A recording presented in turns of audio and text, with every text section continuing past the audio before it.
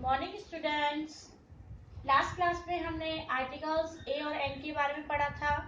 आज की हम क्लास में आर्टिकल द के बारे में स्टडी करेंगे।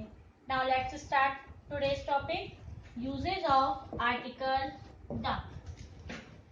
First use of article the मतलब जो द आर्टिकल है उसे हम कहाँ कहाँ पर यूज करते हैं, उनके कुछ रूल्स एंड रेगुलेशंस होते हैं, कुछ नियम होते हैं, जिन नियमों के ही अकॉर्डिंग हमें क्या करना होता है, आर्टिकल का यूज करना होता है।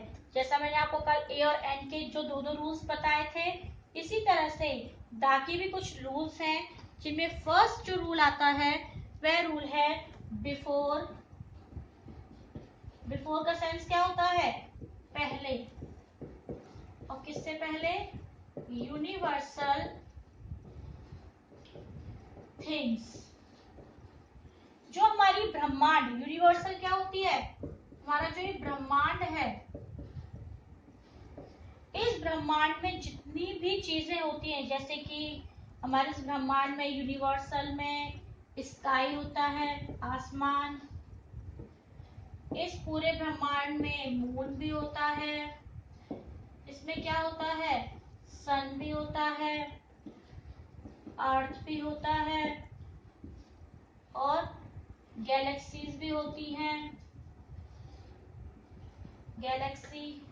तो इस तरह से फर्स्ट जो हमारा रूल है बिफोर यूनिवर्सल थिंग्स।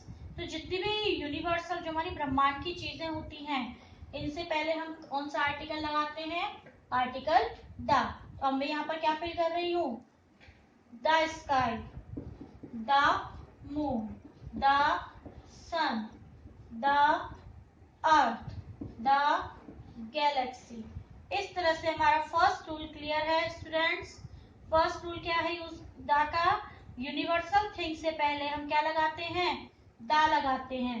सेकंड जो रूल है, ध्यान से सुनिएगा, बिफोर सच नाउन्स, जो मैं लिख रही हूं उसे ध्यान से सुनिएगा, before such nouns which have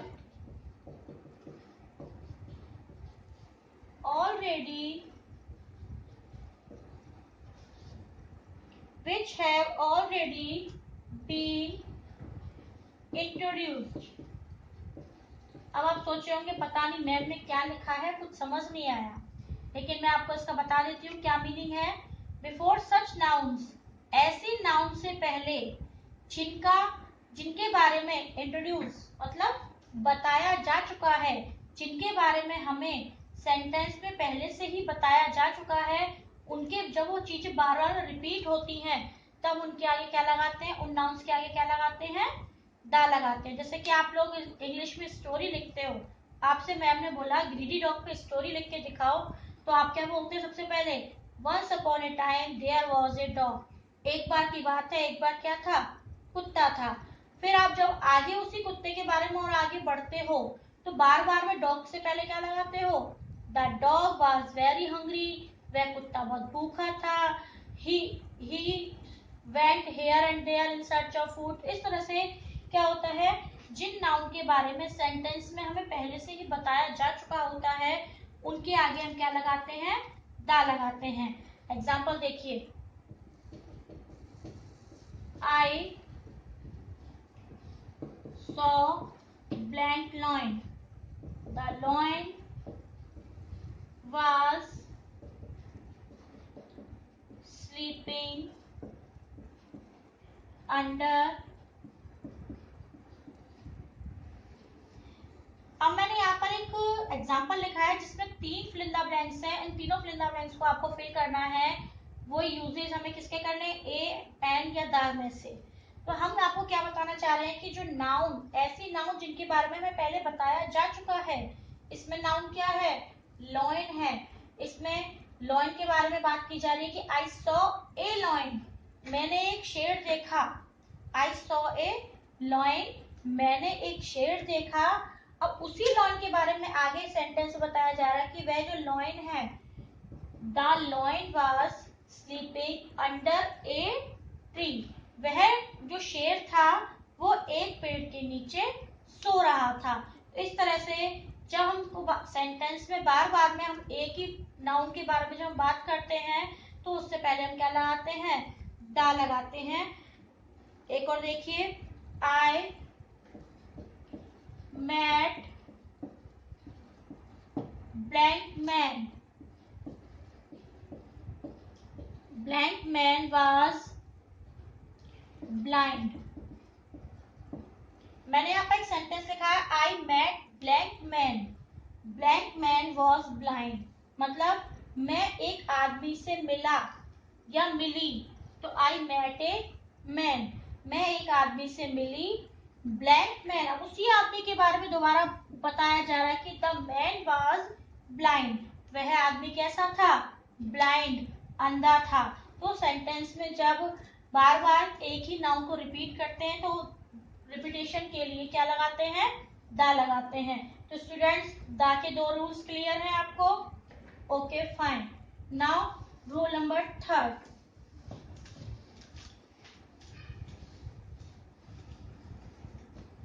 now rule number 3 देखिए, बिफोर सच नाउन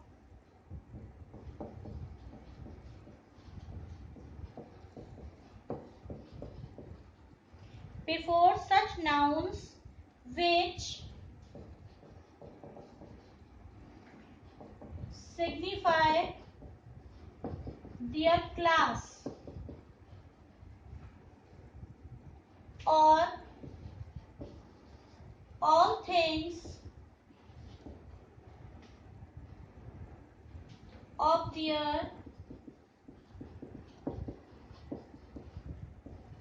types। तो इसका मीनिंग देखिए, थर्ड रूल जो है, before such nouns which signify their class और all things of their types. मतलब ऐसी नाउन से पहले जो एक पूरी क्लास को इंडिकेट करती हो, जैसे मैंने बोला बॉय,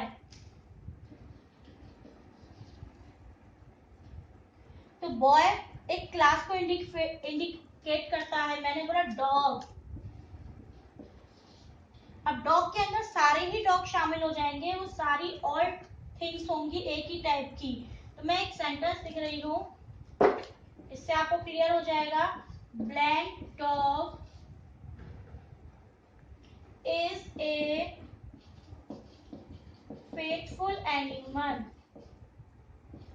मैंने क्या सेंटेंस लिखा है, blank dog is a faithful animal. Dog एक वफादार जानवर होता है। तो एक हम यदि ए और एन का यदि हम यूज करके देखें तो क्या पूरा सिर्फ एक ही कुत्ता वफादार होता है क्या? और जब भी हम कुत्ते के बारे में बात करते हैं तो कुत्ते के बारे में तो हमेशा एक ही बात बताई जाती है कि वो बहुत वफादार जानवर होता है। तो जितने भी कुत्ते होते हैं वो सारे कैसे होते हैं, फेथफुल होते हैं, वफादार होते हैं। तो इसलिए हम ए और एन का तो यूज कर ही नहीं सकते, क्योंकि यदि हमने ए डॉग लिख दिया तो इसमें सिर्फ एक ही डॉग के बारे में बात की जा रही है, और हमने जब इसमें दा लिखा तो क्या हुआ, पूरी क्लास मतलब डॉग की जो पूरी समस्त जाति है उसके बारे में बात की जाती है। तो the dog is a faithful animal. Dog कैसा जानवर होता है, वफादार जानवर होता है। नाउ क्लियर है थर्ड सेंटेंस आपको? एक और एग्जांपल से समझ लीजिए। Blank peacock is our national bird. Peacock हमारा नेशनल बर्ड होता है। अब एक पिकॉक थोड़ी ना होता है, जितने भी पिकॉक होते हैं उन सभी को हम नेशनल बर्ड कहते हैं। तो हमने सेंटेंस में क्या लिखेंगे, the peacock is our national bird. अब आपको क्लियर है दोनों एग्जांपल से? Very good. Now come to the fourth rule. The का फोर्थ रूल क्या है, ध्यान से देखिएगा। अब मैं कुछ चीजों के नाम लिख रही हूँ, जैसे कि बिफोर द नेम्स ऑफ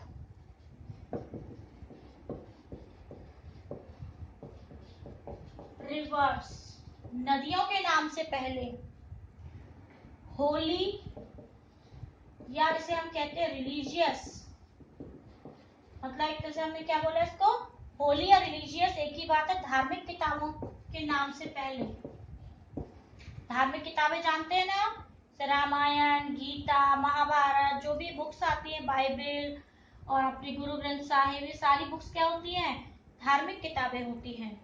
और देखिए डायरेक्शंस, डायरेक्शन मतलब दिशाओं से, दिशाओं के नाम से पहले दिशा कौन कौन सी होती हैं, नॉर्थ, साउथ, ईस्ट, वेस्ट, ये अपनी दिशाएं होती हैं।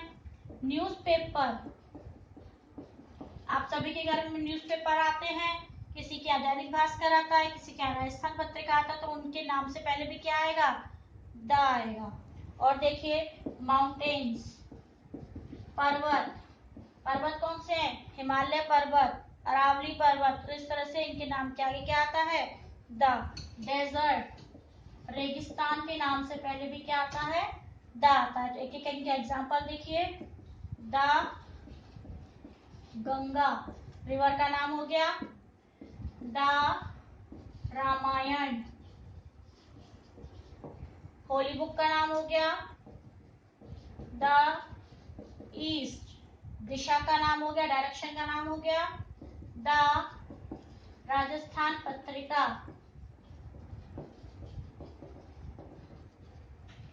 ये आपका न्यूज़पेपर हो गया, द हिमालयास पर्वत हो गया, और द सहारा डेजर्ट, ये हमारा क्या हो गया, डेजर्ट, रेगिस्तान का नाम हो गया।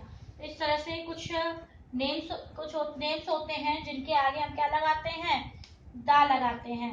स्टूडेंट्स क्लियर है? Now fifth rule,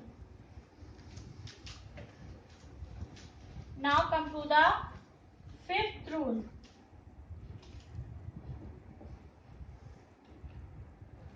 before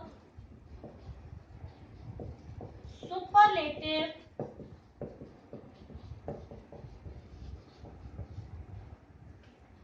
degree of adjectives,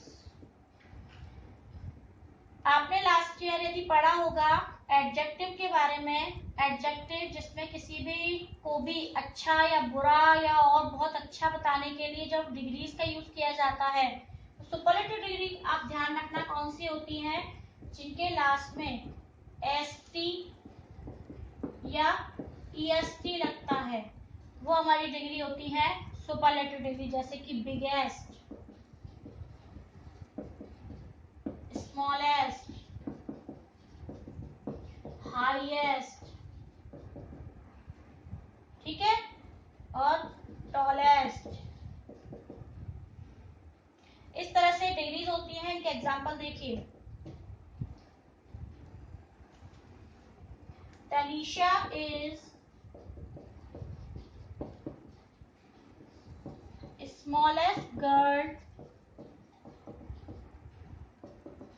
in the class, Tanisha class की सबसे छोटी, स्मॉलेस्ट का हिंदी अर्थ क्या होता है, सबसे छोटा, तो इसमें क्या आ जाएगा स्मॉलेस्ट से पहले द। तो हाई जितनी भी सुपरलेटिव डिग्री होती है उनसे पहले हम क्या लगाते हैं, द लगाते हैं। Clear students? इस तरह की कोई भी वर्ड्स आपको मिल जाते हैं, इन्हें हम सुपरलेटिव डिग्री कहते हैं, और उनसे पहले हमें क्या लगाना होगा, द लगाते हैं। Clear students? जैसे एक और एग्जांपल समझिए, he is blank best boy in this school, यह वह इस स्कूल में सबसे अच्छा लड़का है। बेस्ट, बेस्ट मतलब गुड, गुड मतलब अच्छा, बेटर मतलब थोड़ा उससे अच्छा, और बेस्ट मतलब सबसे अच्छा, तो इसमें सबसे अच्छे के लिए द बेस्ट के आगे क्या लग जाएगा, the best boy in the school. Now clear students fifth rule. Now come to the sixth rule. Now come to the sixth rule, यहाँ पर मैं आपको कुछ लिख रही हूँ, देखिए, before the names of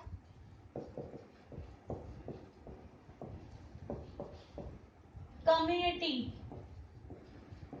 community समुदाय, क्लियर। नाउ कास्ट जाति, हिस्टोरिकल प्लेसेस जैसे कि जो भी यूनिक होते हैं, हिस्टोरिकल प्लेसेस जो कि यूनिक हो, उनके जैसा दूसरा कोई ना हो और कोई भी ट्रेन का नाम हो, ठीक है, इनके पहले हम क्या लगाते हैं, दा लगाते हैं। तो कम्युनिटी, कम्युनिटी जैसे कि हमारा हिंदू कम्युनिटी होती है, मुस्लिम कम्युनिटी होती है, क्रिश्चियंस होते हैं, और कोई भी मतलब वो ये कम्युनिटी कहलाती है। तो इसके आगे क्या आ जाएगा, द हिंदूज, हिंदूज एक कम्युनिटी हो गई। कास्ट, जाति, या फिर एक तरह से जैसे कई बार हम लोग बोल देते हैं द शर्माज।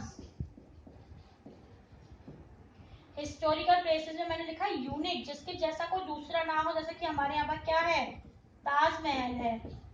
ताजमहल क्या है, यूनिक प्लेस है जिसके जैसा दूसरा नहीं है।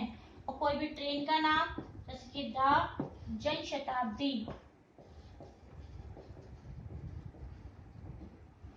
इस तरह से आपको स्टूडेंट्स ये 6 रूल्स थे जिनको मैंने आपको स्टडी कराया है।